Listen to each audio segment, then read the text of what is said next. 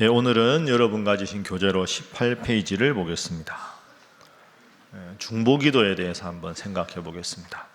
한번 따라해 보시죠. 제목을 중보기도의 능력. 중보기도의 능력. 중보라는 말은 이 A와 B 사이의 관계를 이제 다시 개선하도록 돕는 사람을 중재자라고 하죠. 중재, 중보. 그래서 이제 중보라는 말이 제일 많이 쓰이는 게 하나님과 우리가 죄악으로 담이 생겨서 함께 하지 못했는데 예수님께서 십자가에 달려 돌아가심으로 하나님과 우리 사이에 죄로 막힌 담을 허셨다. 그럴 경우에 하나님과 우리 사이 예수님은 중보자가 되셨다. 그래서 소원해진 관계, 단절된 관계를 누군가를 통해서 다시 화목하게 만들 때 그 일을 중보라 이렇게 말합니다.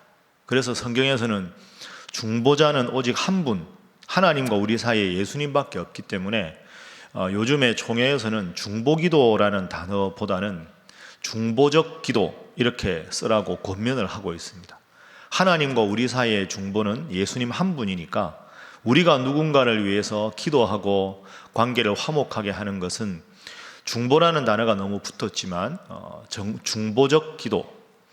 그런데 우리는 다시 이제 와서 중보적 기도하긴 그러니까 중보기도라고 쓰더라도 하나님과 우리 사이의 근본적인 중보자는 예수님 한 분이시고 우리가 살아가면서 서로에 대해서 위에서 기도해서 관계를 하나님 앞에 회복시키는 기도를 중보기도라고 한다. 이렇게 우리가 그냥 정리하면 되겠습니다. 오늘 18페이지 출애굽기 17장 말씀을 읽었습니다.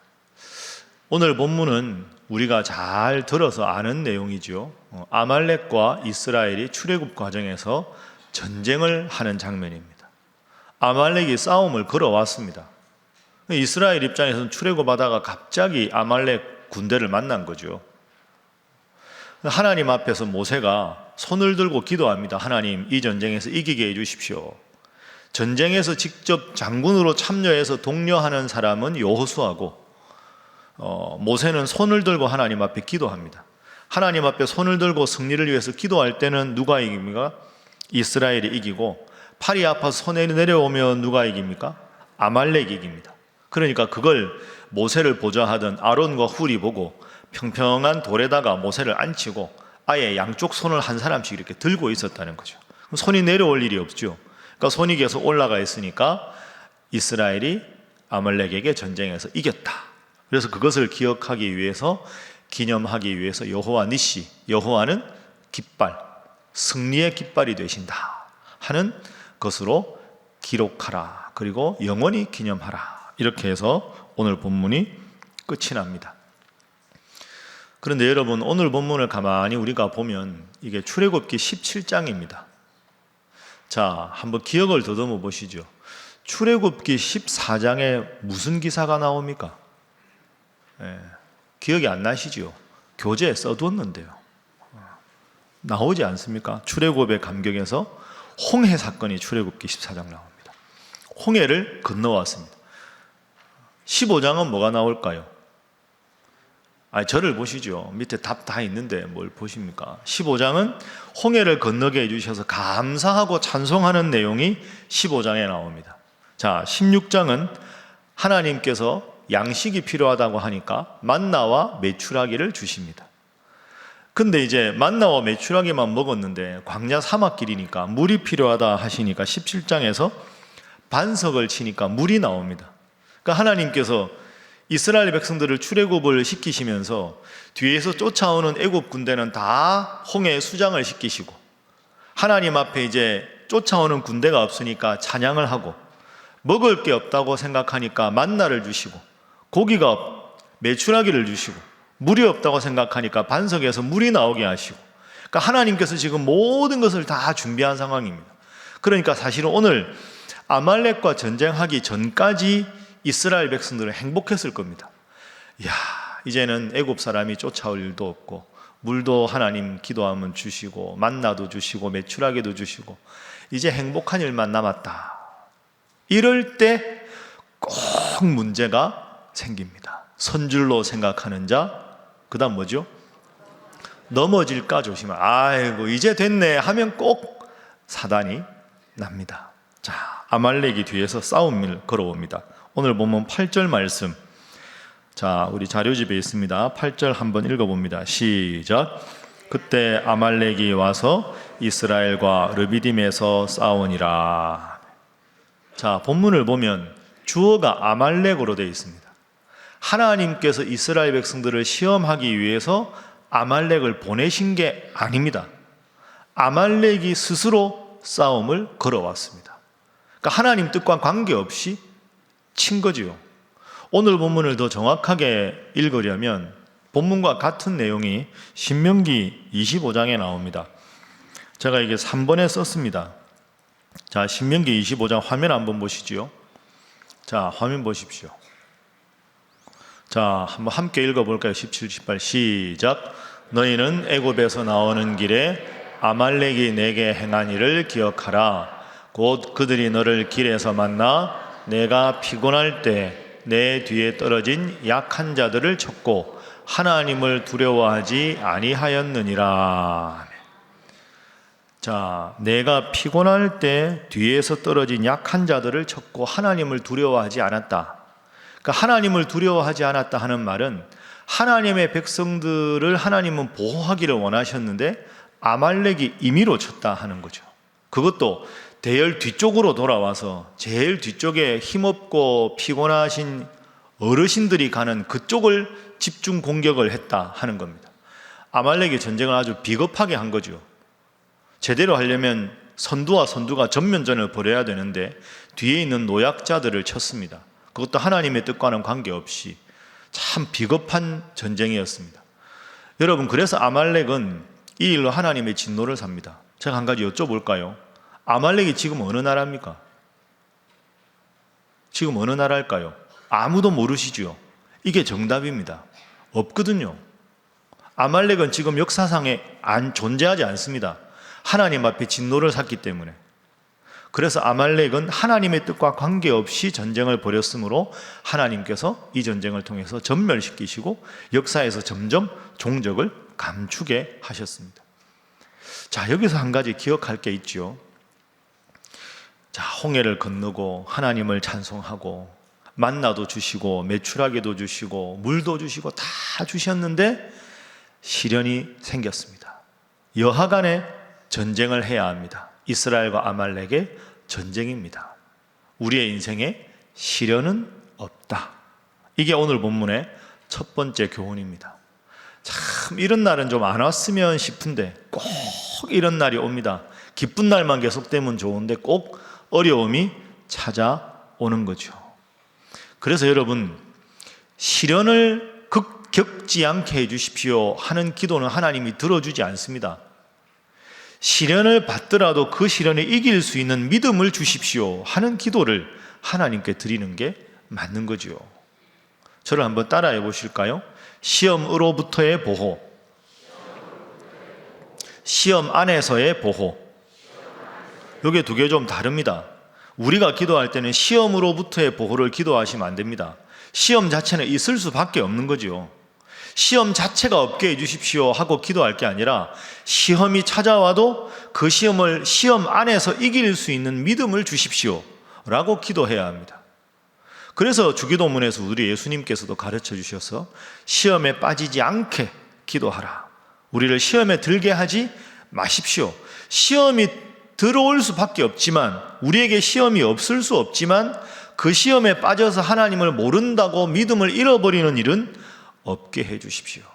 그럼 결국 인생에는 두 가지 선택만 있는 겁니다. 시험이 없을 수가 없는데 시험에서 지고 하나님께 멀리 가버리든지, 시험에서 승리하고 하나님과 함께 하든지. 오늘 본문은 아말렉과의 전쟁에서 하나님께서 모세를 통해서 하나님을 바라볼 때 이스라엘 백성들에게 승리를 주셨습니다. 오늘 이 교훈을 꼭 기억하시고 늘 믿음으로 시험을 이기시는 여러분 되시기를 주님 이름으로 축복합니다. 옆에 분들과 인사하겠습니다. 주님 믿고 시험을 이기시기 바랍니다. 한 번 더 합니다. 잘 하시기 바랍니다. 이게 첫 번째 교훈이죠. 시험은 있다. 시련은 있다. 없었으면 좋겠지만 없는 날은 없다. 제가 새벽에 여러분에게 자주 말씀드렸습니다. 우리는 참 연약해서 좋은 날만 많으면 이런 생각합니다. 나는 유혹도 없고 고통도 없고 좋은 날만 계속되면 좋겠다. 누구누구는 그렇게 사는 것 같다. 근데 어제 말씀드렸죠. 누구누구는 그렇게 사는 것처럼 보이는 것일 뿐 누구도 그런 사람은 없습니다. 인생의 맑은 날만 계속되면 그곳은 뭐가 된다고요? 제가 이야기했는데 과거에 사막이 됩니다. 인생에서 그냥 비유적으로 항상 맑은 날만 계속되면 좋겠다. 비바람도 안 오고 천둥도 안 치고 번개도 없이 맑은 날만 계속되면 좋겠다. 맑은 날만 계속 1년 365일 계속되면 그곳은 역설적으로 사람이 살 수 없는 사막이 됩니다. 비도 오고 바람도 불고 폭풍도 오고 겨울에 추운 날도 오고 눈도 오고 비도 오고 이게 우리 인생이다 하는 거죠. 또 하나 따라해 보겠습니다. 인생은 백길이다. 제가 이 말씀도 자주 드렸죠. 인생은 직선이 별로 없습니다. 백길입니다. 백길 이렇게. 내가 이쪽으로 가고 싶은데 뱃머리가 항상 항로가 직선이 아니지 않습니까? 물길 따라 꾸불꾸불 이렇게 돌아갑니다. 그럼 물길 따라 꾸불꾸불 돌아갈 때 내가 저쪽으로 가려는데 때로는 배가 이쪽으로 갈 때가 있습니다. 성질 급해서 뛰어내리면 영원히 목적지에 못 가는 거죠. 내가 원하는 방향이 이쪽 방향인데 내 배가 지금 이쪽으로, 인생의 배가 이쪽으로 가도 하나님이 가다 보면 또 이렇게 바꾸어 주시고 결국은 목적지에 나를 이르게 하실 것이다. 저 천국에 나를 이르게 하실 것이다 하는 믿음으로 힘들고 어려워도 우직하게 하나님만 바라보고 어려움이 와도 이 또한 지나가리라 생각하시고 또 다른 어려움이 찾아오면 겨울 지나면 봄 바로 오는 게 아니라 꽃샘추위가 온 것이다. 꽃샘추위는 결코 오래가지 못한다. 그런 마음으로 시험을 잘 이기시기를 주님 이름으로 축복합니다. 자, 이제 장면을 바꿔서 두 번째로 넘어가겠습니다. 어떻게 이겼을까? 이스라엘 백성들이 이긴 이유를 보겠습니다. 자, 오늘 본문 말씀에 11절 말씀. 자, 11절 우리 다 함께 화면 보면서 11절을 읽어보겠습니다. 시작. 모세가 손을 들면 이스라엘이 이기고 손을 내리면 아말렉이 이기더니 아멘. 모세가 손을 들면 이스라엘이 이기고 모세가 손을 내리면 누가 이깁니까? 아말렉이 이깁니다. 여러분, 이게 손 들고 손 내리고 이게 뭐가 그게 아니죠. 모세가 손을 들고 뭘 했을까요? 기도한 겁니다. 이게 참 역설적이죠. 하나님 앞에 손을 들면 승리하게 되는 거고 사람 앞에 손 들면 뭐 하는 거죠? 항복하는 겁니다. 그러니까 모세가 하나님 앞에 손을 들었다는 건 이런 의미가 있는 거예요. 하나님, 제가 뭘 할 수 있겠습니까? 저는 하나님 앞에 항복입니다. 이 백성들 어떻게 피곤한데 전쟁하겠습니까? 하나님께만 손을 듭니다. 하나님께서 이 손 붙잡아 주시고 승리할 수 있게 해 주십시오 하는 겁니다. 그래서 오늘 자료집이 제일 밑에 보십시오. 세상에서 손을 들면 항복하고 죽습니다. 그러나 하나님 앞에 손을 들면 승리하고 내가 사는 줄로 믿습니다. 자, 그런 의미에서 하나님 앞에 손을 들면 승리하고 내가 산다 그랬으니까 오늘은 지금부터 설교 끝날 때까지 한번 손을 들고 이렇게, 그건 농담입니다. 옆에 분들과 인사 한번 하겠습니다. 늘 하나님 앞에 손을 드시기 바랍니다. 자, 다시 한번 합니다. 말씀만 하지 마시기 바랍니다. 결과가 어떻게 되었느냐? 하나님 앞에 손 들었을 때 12절 13절 말씀 화면 보겠습니다. 자, 화면 보면서 함께 읽어봅니다. 시작. 모세의 팔이 피곤하매 그들이 돌을 가져다가 모세 아래에 놓아 그가 그 위에 앉게 하고 아론과 훌이 한 사람은 이쪽에서 한 사람은 저쪽에서 모세의 손을 붙들어 올렸더니 그 손이 해가 지도록 내려오지 아니한지라. 아멘. 자, 그 손이 해가 지도록 내려오지 않았습니다. 그럼 결과가 어떻게 됐을까요? 당연히 이겼겠죠. 13절 말씀. 자, 13절도 함께 읽어봅니다. 시작.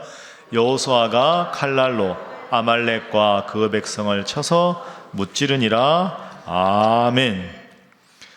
중보기도가 뭐냐? 하나님 앞에 손을 드는 겁니다. 그게 기도지요.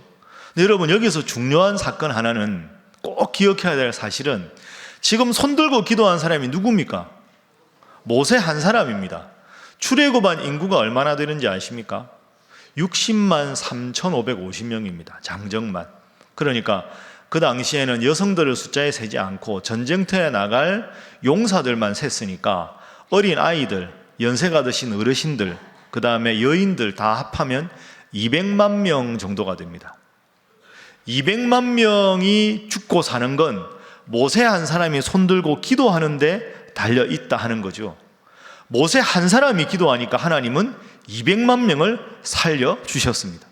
모세가 힘들어서 손이 내려오니까 200만 명의 목숨이 위태롭게 되었습니다. 이게 여러분 중보기도의 위력입니다. 한 사람이 하나님 앞에 간절하게 기도하면 그 한 사람 때문에 하나님은 200만 명을 살려주신다 하는 것이죠. 여러분이 누군가를 위해서 중보기도해야 될 이유가 여기 있습니다. 내가 기도하면 설령 다른 사람들은 내가 그를 위해서 기도하는지를 모른다 해도 내 기도 때문에 그가 살아가게 되는 것이다. 신구약 성경에 이런 본문이 많이 나오지요. 회당장 야이로가 그 딸이 죽어갈 때 예수님께 와서 딸을 살려주십시오. 예수님 가는 길에 딸이 죽었습니다. 그러나 죽었던 딸을 아버지 기도 때문에 살려주셨습니다. 한 중풍병자가 중풍병이 심해서 예수님께 못 가자 친구들이 지붕을 뜯어서 지붕으로 달아내렸지요.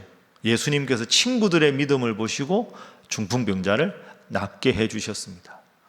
여러분은 누군가를 위해서 기도하실 겁니다. 자녀를 위해서 기도하고 가족의 식구들 위해서 기도하고 우리 교회 아프신 분들을 위해서 기도하십니다. 그분들은 여러분이 기도하는 것조차 모르지만 하나님은 모세 한 사람의 기도 때문에 200만 명을 살려주신 것처럼 여러분 한 사람의 기도 때문에 그분의 인생을 바꾸어 주실 줄로 믿습니다. 이 부담을 가지시고 이 거룩한 부담을 가지시고 중보기도에 늘 힘쓰시는 여러분 되시기를 주님 이름으로 축복합니다. 옆에 분들과 인사하겠습니다. 중보기도의 거룩한 부담을 가지시기 바랍니다. 한 번 더 하겠습니다. 잘 하실 줄 믿습니다. 제가 학교에 있다가 이제 목회를 하지 않습니까? 제일 많이 듣는 질문 중에 하나가 이 질문입니다. 저한테 교수님이라 부르는 학생들도 있고 목사님이라고 부르는 학생들도 있는데요. 교수님, 강의하는 게 편합니까? 설교하는 게 편합니까? 뒤집어 말하면 강의가 어렵습니까? 설교가 어렵습니까? 여러분이 저라면 강의하는 게 어려울 것 같습니까? 설교하는 게 어려울 것 같습니까? 설교하는 게 어려울 것 같습니까? 왜 그렇다고 생각하십니까? 맞습니다. 왜 그러냐 하면 강의는 학생이 계속 바뀝니다. 나 하나만 준비하면 학생들이 바뀌거든요. 그때 설교는 나는 계속 준비하는데 여러분은 안 바뀌잖아요. 그렇죠. 이게 고민입니다. 이게 제 과목은 선택 과목이니까 제가 작년에 했던 거 그대로 해도 됩니다. 준비를 안 하겠다는 게 아니라 학생들이 선택권을 가지고 제가 하는 강의를 듣고 싶어서 자발적으로 신청한 건 그 과목을 가르치는 제 과목의 학습 내용을 배우고 싶다는 거죠.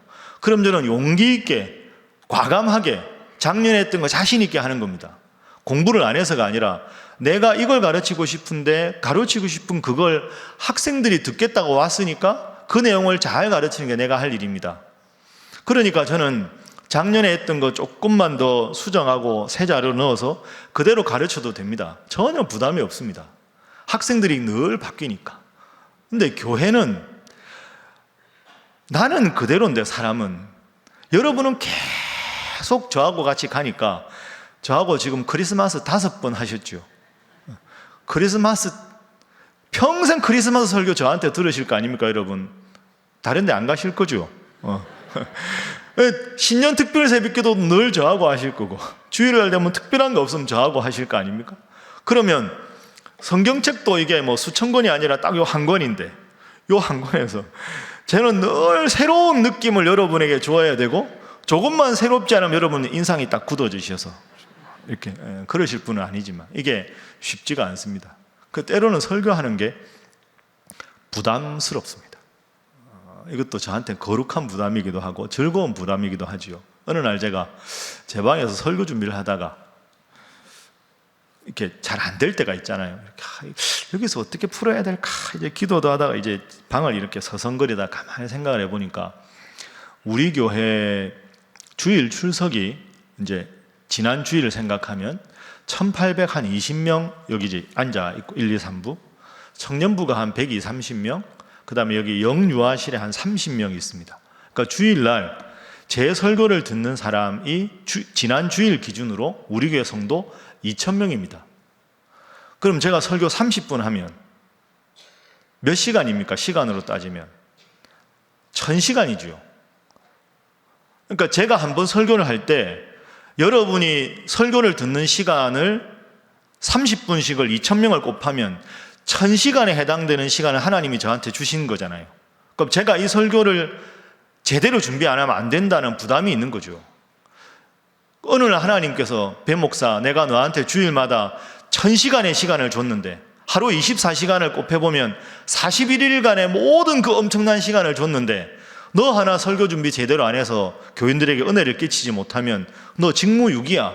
이렇게 말하면 할 말이 없잖아요. 근데 그렇게 하면 더 즐겁게 돼야 되는데 부담이 더 오는 겁니다. 이게 큰일이다. 나는 능력이 없는데 어떻게 해야 되나. 그런데 그럴 때마다 제가 힘을 얻는 게 있습니다. 그게 뭐냐 하면 여러분들이 저를 위해서 기도해 주신다는 겁니다. 제가 교수하면서 목회할 때 제일 행복한 것 중에 하나가 이겁니다. 죄송한데 여기 제 제자들도 있는데 전도사님 중에 신학생들은 교수를 위해서 기도 별로 안 합니다. 왜냐하면 자기 교회 뭐 이런 거 하지 하나님 이 과목을 가르치는 교수님께 이런 기도 별로 안 하거든요. 근데 여러분은 제 기도 하시잖아요. 반응이 이렇습니까? 여러분은 제 기도 하시죠? 이게 저한테 제일 큰 힘입니다. 아, 우리 사랑하는 신일교회 성도들은 부족한 이 목사를 위해서 기도한다. 그러니까 제가 때로는 이 일을 어떻게 풀어야 될까, 이 본문을 어떻게 전개해야 될까, 때로는 막힐 때도 있고 연약함을 철저하게 느끼더라도 그래도 잘 될 거야. 왜? 우리 교회 성도들이 부족한 나를 위해서 기도하니까. 하나님께서 그분들의 기도를 들으셔서 하나님께서 나에게 지혜를 주실 거야. 그 마음으로 계속 어려움이 있어도 돌파해 나가는 거죠. 여러분, 이게 중보기도의 위력입니다. 오늘 우리가 마지막 찬송 부른 대로 당신이 지쳐서 기도할 수 없고 눈물이 막 앞을 가리는 순간에 내가 도대체 이 상황을 어떻게 풀어야 되나, 도저히 답이 나에게 안 나온다 싶을 때에도 당신이 지쳐서 기도할 수 없을 때 누군가가, 내 사랑하는 부모님이, 사랑하는 구역장님이, 사랑하는 장로님, 집사님, 권사님이, 사랑하는 부모님이 지금도 나를 위해서 늘 기도하신다. 그 기도 때문에 여러분이 살아가는 줄로 믿습니다. 모세 한 사람의 기도 때문에 200만 명이 전쟁에서 승리한 것처럼 여러분, 오늘 오신 분들, 여러분들이 서로가 서로를 위해서 중보기도 해주면 나 하나는 힘이 없지만 서로를 위한 기도 때문에 얼마나 기도의 이 줄들이 튼튼하게 연결되겠습니까? 성도들이 서로를 위해서 할 수 있는 제일 축복된 일은 서로를 위해서 중보기도하는 일인 줄로 믿습니다. 그런 의미에서 우리 옆에 분들과 인사하겠습니다. 열심히 위해서 기도하겠습니다. 한 번 더 할까요? 저를 위해서 기도 많이 해주십시오. 그래서 여러분, 이번에 오늘도 보면 이렇게 이런 기도 제목 지금도 계속 많이 내시거든요. 이거 하나는 교회 제출이고 하나는 여러분들 보관하라고 말씀드렸잖아요. 가능하면 이게 너무 은밀한 제목 아니면 이걸 복사를 해서 여러분들끼리도 좀 나누십시오. 서로. 그래서 내 기도만 할 게 아니라 이렇게 보고 우리 집사님, 우리 권사님은 이런 제목이 있구나. 그게 얼마나 힘이 되는지 모릅니다. 그래서 나를 위해서 우리 교회 성도들이 많은 분들이 기도하고 있다. 그럼 그 기도가 하나님께서 다 들으시면 얼마나 든든한 영적인 응원군이 되겠습니까? 설령 그분은 여러분이 기도하는 걸 모른다고 해도 상관없습니다.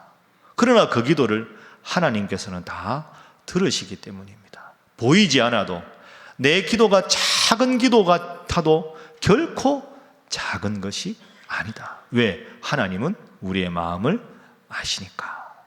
자, 이제 마지막으로 여러분과 주신 교재 20페이지 밑에 한번 보겠습니다.